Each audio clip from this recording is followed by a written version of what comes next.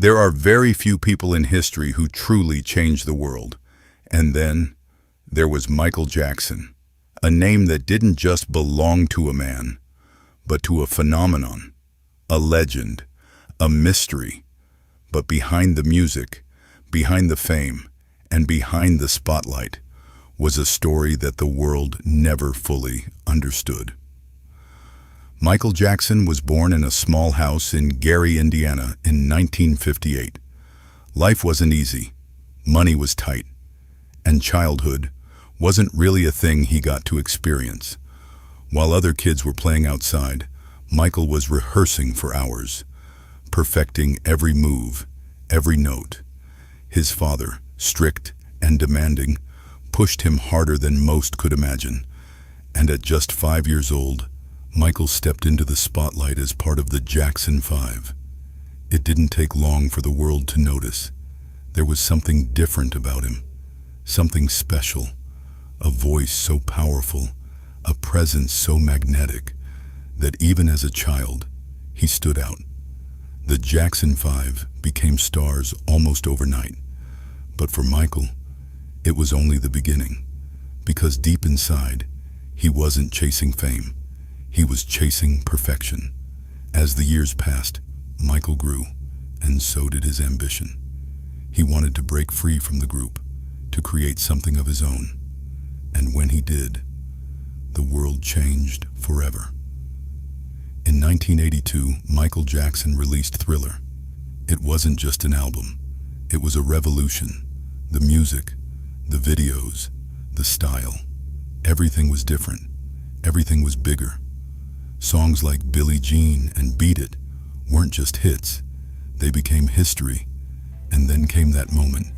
One performance. One move. The moonwalk. It looked impossible. It felt unreal. And in that instant, Michael Jackson became more than a star. He became the king of pop, the biggest entertainer the world had ever seen. But fame comes with a price. The higher you rise, the harder the world watches you. Every move he made, every change in his appearance, every decision became global news. The cameras never stopped. The headlines never ended. And slowly, the man behind the legend started to disappear. People saw the celebrity, but not the human being. They saw the image, but not the struggle. Michael Jackson was living under a spotlight so bright, it left no room to breathe. And then came the controversies, accusations that shook the world, stories that divided fans. Some stood by him, others turned away. The media intensified. The pressure grew heavier, and through it all, Michael remained mostly silent. What was he feeling? What was he going through? The world debated, but no one truly knew. Behind the scenes, there was loneliness, there was pain. There was a man who had spent his entire life performing, but perhaps never truly living. As time passed, Michael stepped away from the spotlight. The king of pop faded into the background, but legends don't disappear that easily. In 2009, he made an announcement that shocked the world. He was coming back.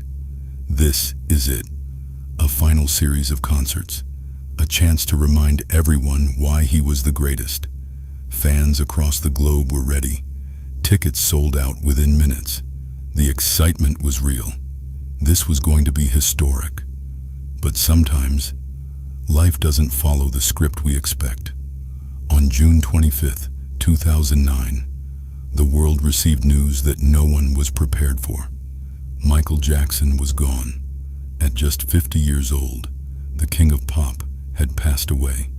And in that moment, time seemed to stop. Fans gathered in the streets. Music played everywhere. People cried. Because this wasn't just the loss of an artist.